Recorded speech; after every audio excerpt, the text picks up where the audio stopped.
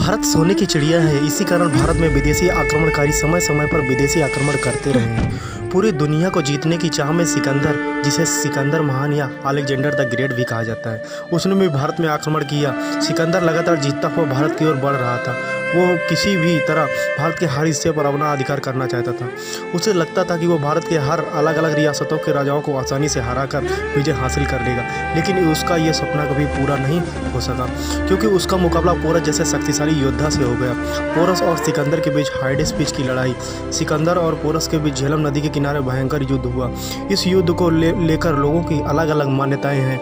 आज के इस वीडियो में हम जानेंगे कि सिकंदर और पोरस का युद्ध कब हुआ और इसके परिणाम क्या थे। तो आइए जानते हैं। तो हेलो गाइज, मैं हूं करण कुमार और शुरू करते हैं अजब गजब चैनल के माध्यम से। सिकंदर फिलिप द्वीप का पुत्र था। सिकंदर 20 वर्ष की आयु में मैसेडोनिया का शासक था। उसने भाई की हत्या करने के बाद सिकंदर राजा बना था। सिकंदर ने पूरी दुनिया को जीतने का प्रण लिया था। कहा जाता है कि सिकंदर ने जीवन में जितनी भी लड़ाइयाँ लड़ी थी, सब में उसे विजय हासिल हुई थी। इसीलिए ही कहा जाता है, जो जीता वही सिकंदर। सिकंदर फिलिसिया, एशिया, भूमध्य सागरीय प्रदेशों पर अधिकार कर चुका था। अब वह पूरी दुनिया पर अधिकार करने के इरादे से भारत की ओर बढ़ रहा था। भारत एक गण राज्यों में बटा हुआ था। उस समय भारत के राजा अपने राज्य का विस्तार करने के लिए आपस में ही लड़ रहे थे, जिस कारण सिकंदर को भारत में आक्रमण करना फायदेमंद साबित हुआ। सिकंदर ने 326 ईसा पूर्व में भारत में आक्रमण किया था। सिकंदर सबसे पहले तक्षशिला के राजकुमार अम्बी को अपने साथ मिला लिया। अम्बी पोरस को द्वेष करता था, इसलिए उसने सिकंदर का साथ दिया।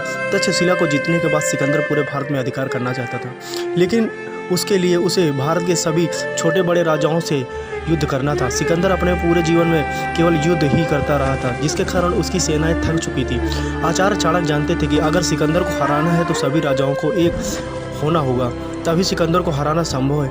इसलिए चाणक्य ने मगध नरेश घनानंद से सभी राजाओं के साथ मिलकर सिकंदर के युद्ध लड़ने को कहा, लेकिन घनानंद ने चाणक्य का अपमान करके उन्हें महल से बाहर निकाल दिया। घनानंद से युद्ध करने से पहले उसे राजा पोरस जैसे शक्तिशाली राजा से युद्ध करना था। सिकंदर और पोरस के बीच हाइडेस पिच का युद्ध हुआ। यह युद्ध बहुत भयंकर हुआ था, जिसके बाद सिकंदर को एहसास हो गया था कि वो भारत में अपना विजय अभियान भारत में जारी नहीं रख सकता। सिकंदर ने राजा पोरस की अधीनता स्वीकार करने का संदेश भिजवाया, जिसे राजा पोरस ने पूरी तरह से नकार दिया। जिसके बाद सिकंदर और पोरस के बीच युद्ध हुआ। पोरस से युद्ध लड़ने को सिकंदर को झेलम नदी को पार करना था। पोरस ने सोचा सिकंदर की सेना झेलम नदी को पार नहीं कर पाएगी, और पोरस के इस कदम को उसकी सबसे बड़ी गलती माना जाता है। सिकंदर की सेना ने सामने से नदी को नहीं पार किया, बल्कि पीछे से पार कर लिया था, और अब वो पोरस के सामने आ गए थे। सिकंदर के पास 50,000 से अधिक सैनिक थे, बल्कि पोरस के पास 23,000 पैदल सैनिक थे। सिकंदर के पास 7,000 घुड़सवार थे, जबकि पोरस के पास सिर्फ 4,000 घुड़सवार थे। पोरस के पास हाथी थे। सिकंदर की सेना में कभी भी इतने बड़े हाथी नहीं दिखे थे। इन हाथियों ने सिकंदर की सेना को बहुत नुकसान पहुंचाया, लेकिन इस युद्ध में बारिश ने सिकंदर का साथ दिया, जिसकी वजह से पोरस के रथ कीचड़ में फंस गए थे। पोरस की सेना के पास सिकंदर की सेना जैसे हथियार और ढाल वीर तलवारें नहीं थी। फिर भी पोरस ने खुद युद्ध लड़ा था, और जिस तरह से युद्ध लड़ा था, जिससे सिकंदर की सेना और खुद सिकंदर भी चिंतित हो गया था। इस युद्ध में सिकंदर की हार हुई या जीत, इस पर इतिहासकारों की राय अभी भी दबी हुई है, लेकिन कहा जाता है कि इस युद्ध में पोरस की हार हुई थी। परंतु इस युद्ध के बाद सिकंदर की सेना आगे जाने से मना कर दिया था, जिसके बाद सिकंदर वापस लौटने लगा था, तो रास्ते में लौटते वक्त उसकी मौत हो गई थी। युद्ध के पोरस की हार के बाद सिकंदर ने पोरस को बंदी बना लिया और पोरस से पूछा कि उसके साथ कैसा व्यवहार किया जाए। तब पोरस ने कहा था कि जैसा एक राजा दूसरे राजा के साथ करता है, वैसा ही व्यवहार किया जाए। इस जवाब से और पोरस की युद्ध में वीरता और कौशल से सिकंदर बहुत प्रभावित हुआ था।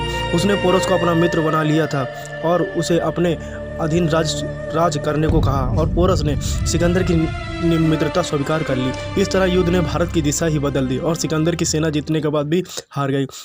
तो दोस्तों, ये था राजा पोरस और सिकंदर की महान वीरता की कहानी। आगे मिलते हैं एक और वीडियो के साथ।